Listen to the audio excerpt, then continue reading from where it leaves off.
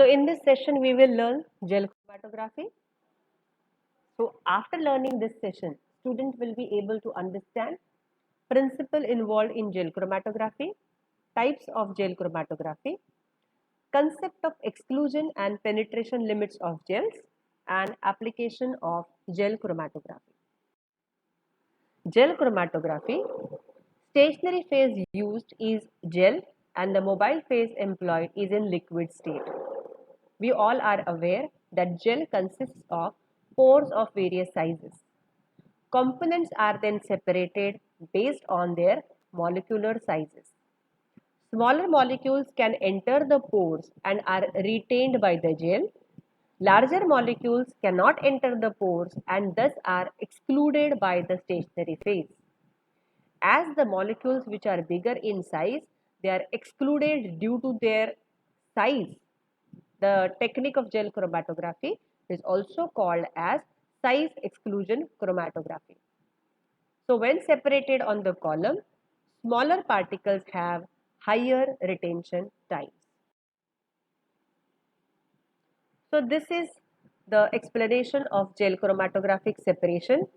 We can see in the slide there is a red colored sample which is having the highest size, or we can say higher molecular weight, a green colored component having intermediate size, and then the purple colored molecule or particle which is having the smallest particle size. Now kindly observe the slide to understand the concept of gel chromatography. Now when the mixture of all these three compounds is inserted on the column containing gel, this red colored particle, because of its size, is excluded. It is not able to enter any of the pore of that is formed in the gel. So it comes out of the column first and it is detected first. Then comes the green colored particle with the intermediate size. If you look at properly at the purple colored particle, it is having the smallest size and it is eventually entering each and every pore that is formed in the gel. So that is the reason it reaches to the end of the column at the end, and that is why it will have the highest retention time. Now, gel chromatography can be classified in two basic types. One is gel filtration chromatography and the other is gel permeation chromatography. In gel filtration chromatography, the liquids which are used as mobile phase, they are aqueous solvents. So definitely when we are dealing with gel filtration chromatography, these will be used for hydrophilic compounds like proteins and water soluble polymers. Gel permeation chromatography makes use of organic solvents as the mobile phase. It is basically used for the separation of hydrophobic compounds.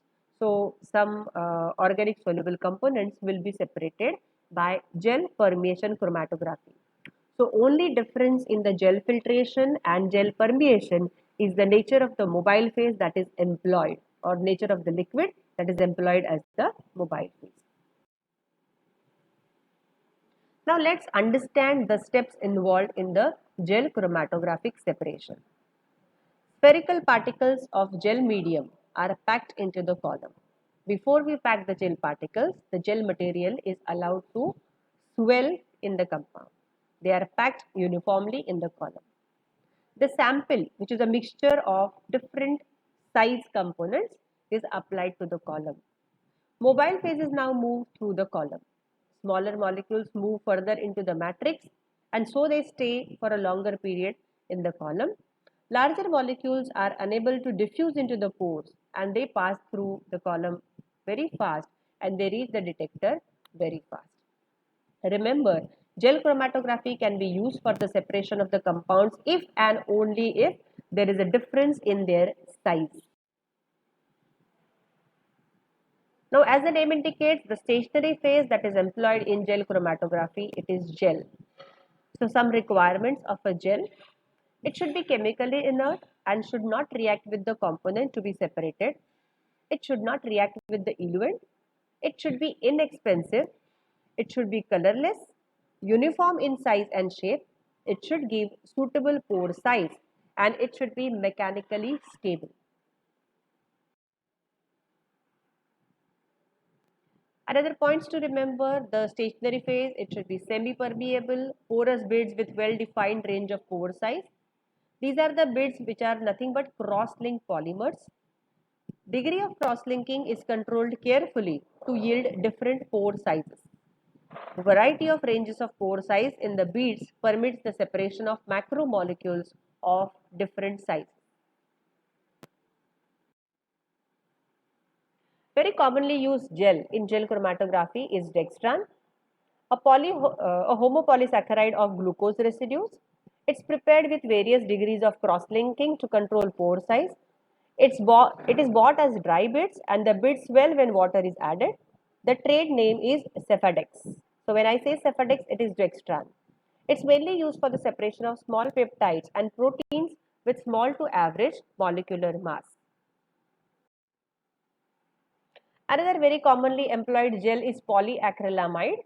These gels are prepared by cross-linking acrylamide with N,N-methylene bis acrylamide. The pore size is determined by degree of cross-linking. Separation properties of polyacrylamide gel are mainly the same as those of dextrans.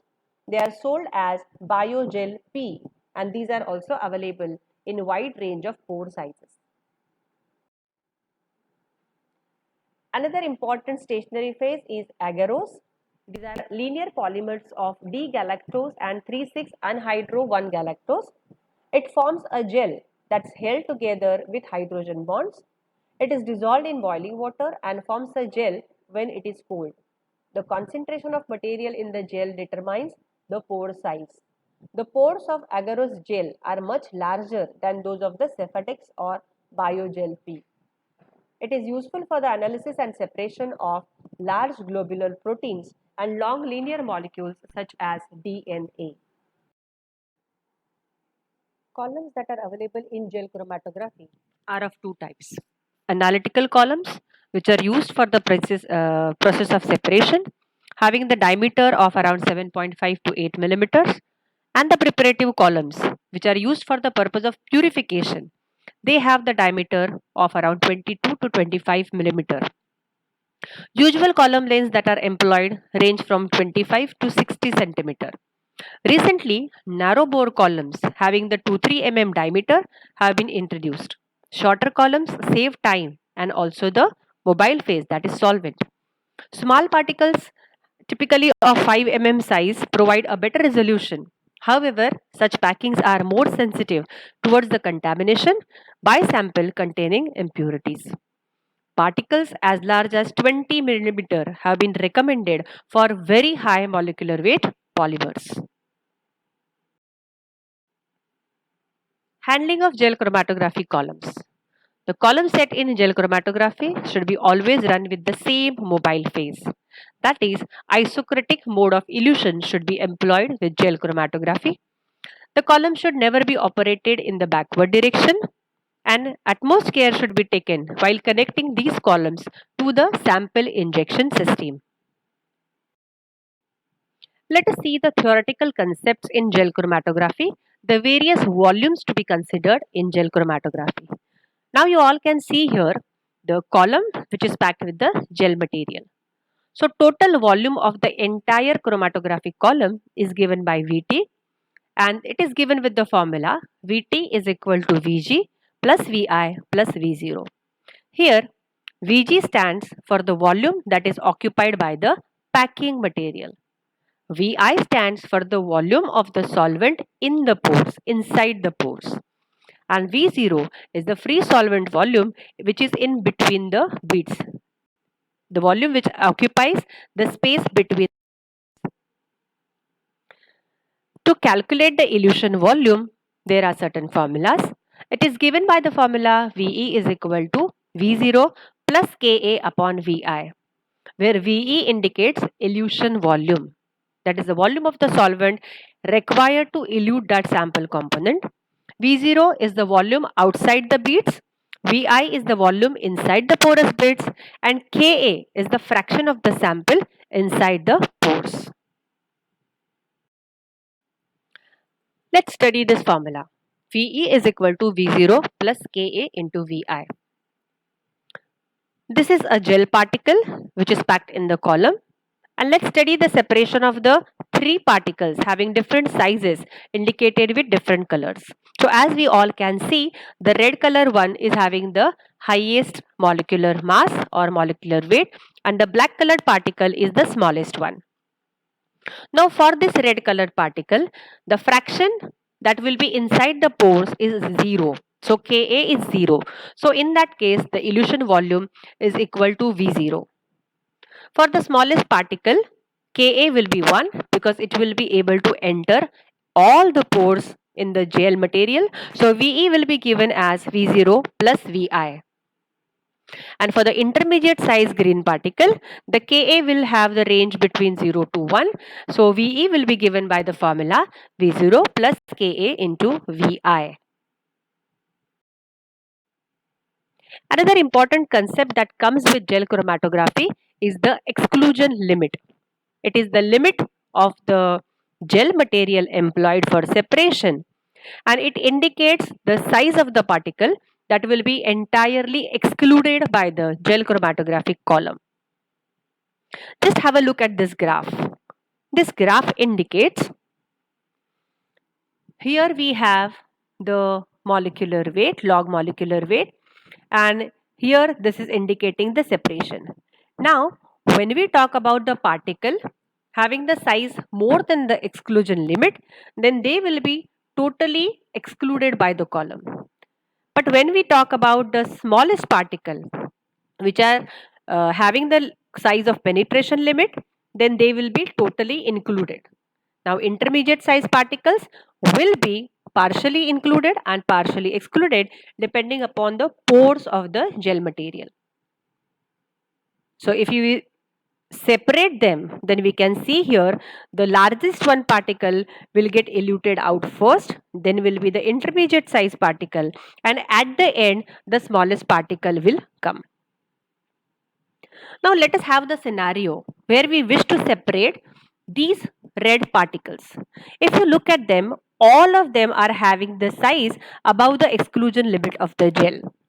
So if we have a mixture like this components, gel chromatography with this particular gel exclusion limits and penetration limit will not be help in the separation process because all of them will get excluded by the limit. On the other hand, if I have all the particles indicated with the black color, which are having the size less than the penetration limit, gel chromatography will not be able to separate them because all of them will enter each and every pore, and definitely they all will be eluted at the same time. But however, if we have the sample components between the exclusion limit and the penetration limit, then some of them will enter the pores, some of them will be excluded, and like that we will get proper separation of the sample mixture. Applications of gel chromatography.